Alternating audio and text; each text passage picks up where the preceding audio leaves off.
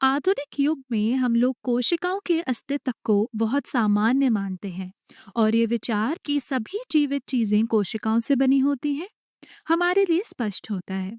हम मानव प्राणी के रूप में जीवित जीव के रूप में असंख्य कोशिकाओं से बने होते हैं। मानव शरीर में कोशिकाओं की संख्या लगभग 37 खरब के आसपास होती है। लेकिन अगर हम 400 साल पहले 1600 के दशक में वापस जाएं, तो ये इतनी स्पष्ट बात नहीं थी। इसका कारण ये था कि लोगों के पास ऐसे उपकरण नहीं थे जिनसे वे कोशिकाओं का प्रत्यक्ष अवलोकन कर सके। उन्हें ये पता ही नहीं था कि ये कोशिकाएं मौजूद हैं। वो ये भी नहीं जानते थे कि एक कोशिकीय जीव यानी कि यूनिसेलुलर ऑर्गेनिज्म भी अस्तित्व में है। लेकिन ये सब बदलना शुरू हुआ रॉबर्ट हुक के साथ। रॉबर्ट हुक ने एक आदिम सूक्ष्मदर्शी का उपयोग किया और ये रहा उसके सूक्ष्मदर्शी का चित्र। जब आप इसे देखते हैं तो आपको समझ में आता है कि आज के आधुनिक उपकरणों की तुलना में ये कितना प्रारंभिक और असाधारण था। इसमें कुछ लेंस लगे थे जो वस्तुओं को बड़ा करके दिखाते थे, लेकिन उन्हें इस भाग में एक लौ का उपयोग करना पड़ता था, जिससे प्रकाश को परावर्तित करके वो जिस चीज को देख रहे होते उसे रोशन किया जा सके। तो 1665 में रॉबर्ट हुक ने माइक्रोग्राफिया प्रकाशित किया। 1665 में रॉबर्ट हुक ने इसे प्रकाशित किया और इसमें उन्होंने अपने सूक्ष्मदर्शी के प्रयोग से किए गए कई अवलोकनों को वर्णित और चित्रित किया। उन्होंने कुछ अद्भुत चित्र बनाए। वो वास्तव में एक उत्कृष्ट कलाकार भी थे। जहां उन्होंने जूं और पिस्सू यानी कि लाइस और फ्लीस जैसे चीजों के अपने अवलोकन को उकेरा। लेकिन ये केवल जूं और पिस्सू ही नहीं थे जिन्हें उन्होंने देखा। उन्होंने कुछ कॉर्क को भी देखा था। यहाँ कहें कि जो उन्होंने बस कॉर्क समझा, और जब उन्होंने इसका अवलोकन किया तो उन्होंने कहा, अरे देखो, यहाँ छोटे छोटे वर्गाकार खंड हैं और ये कॉर्क का एक मूलभूत भाग लगता है। और फिर उन्होंने कहा, ये मुझे उन छोटे कमरों की याद दिलाता है जिनमें साधु रहते हैं और अपना समय बिताते हैं, जिन्हें हम कोशिका यानी कि अंग्रेजी में सेल कहते हैं। तो उन्होंने इनका नाम कोशिकाएं रखा। उन्होंने इसे माइक्रोग्राफिया में दर्ज किया। यही एक कोशिका है। अब दुर्भाग्यवश हालांकि रॉबर्ट हुक एक बेहतरीन कलाकार थे और वो अपने अवलोकनों को चित्रित करने में निपुण थे, लेकिन हमारे पास उनकी कोई तस्वीर नहीं बची है। और ये एक बहुत ही रोचक कहानी है। अधिकांश सिद्धांतों के अनुसार वास्तव में आइजैक न्यूटन ने रॉबर्ट हुक की एकमात्र मूल पेंटिंग को जला दिया था।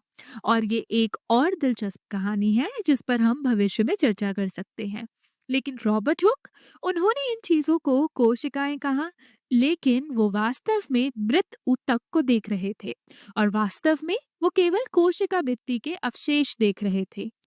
वो वास्तव में सजीव कोशिकाओं को प्रत्यक्ष रूप से देखने में सक्षम नहीं थे और उनके पास ये निष्कर्ष निकालने के लिए पर्याप्त जानकारी भी नहीं थी कि शायद ये सभी जीवन का मूलभूत निर्माण खंड है और शायद कोशिकाएं खुद को पुनरुत्पन्न कर सकती हैं और सभी कोशिकाएं अन्य कोशिकाओं से उत्पन्न होती हैं।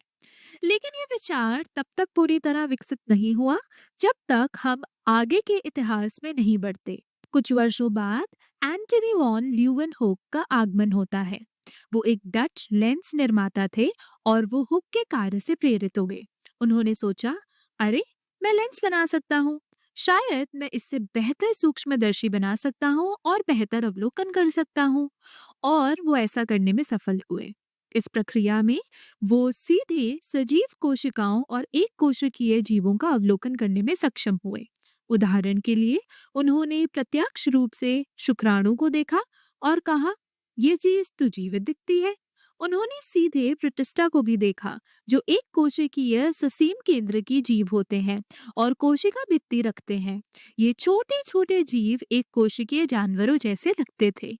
उन्होंने इन्हें वास्तव में एनिमल क्यूल कहा और बोले, देखो, ये छोटे-छोटे लघु जीवों जैसे लगते हैं और फिर वो ये सोचने लगे शायद ये किसी प्रकार से जीवन का आधार है या कम से कम उन्होंने ये विचार प्रस्तुत किया कि इस अत्यंत छोटे पैमाने पर वास्तव में जीवन मौजूद होता है।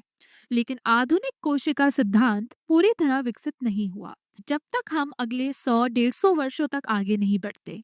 अब हम 1830 के दशक में आते हैं जब दो महान वैज्ञानिकों मैथायस श्लीडन और थियोडोर श्वान का आगमन होता है।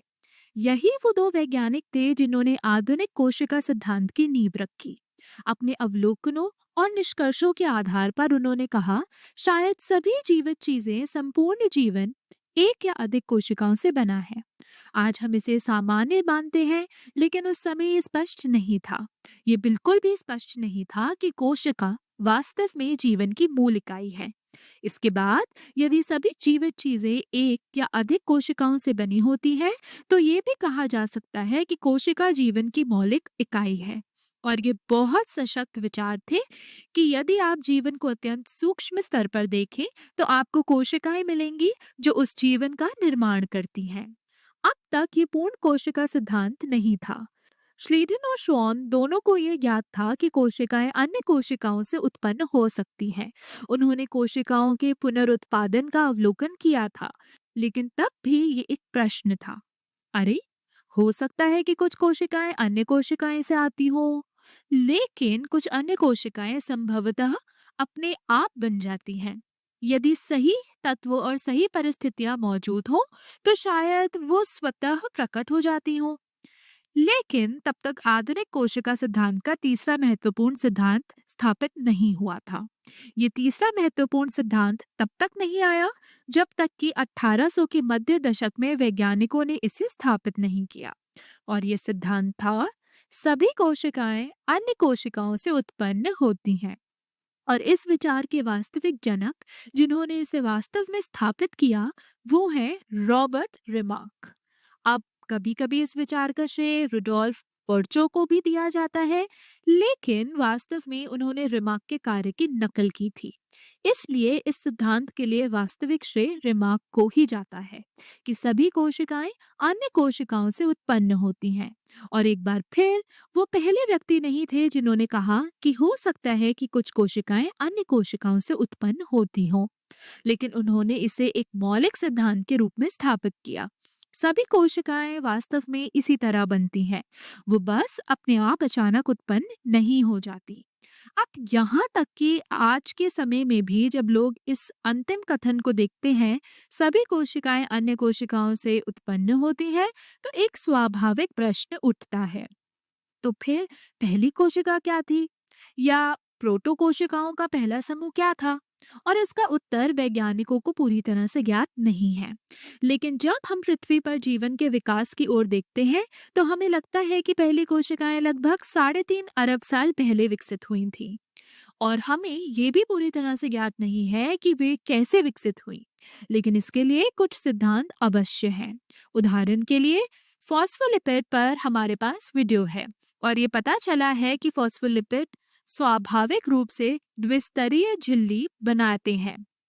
वो वास्तव में गोलाकार झिल्लियों का निर्माण कर सकते हैं जिनमें फॉस्फोलिपिड द्विस्तर होता है।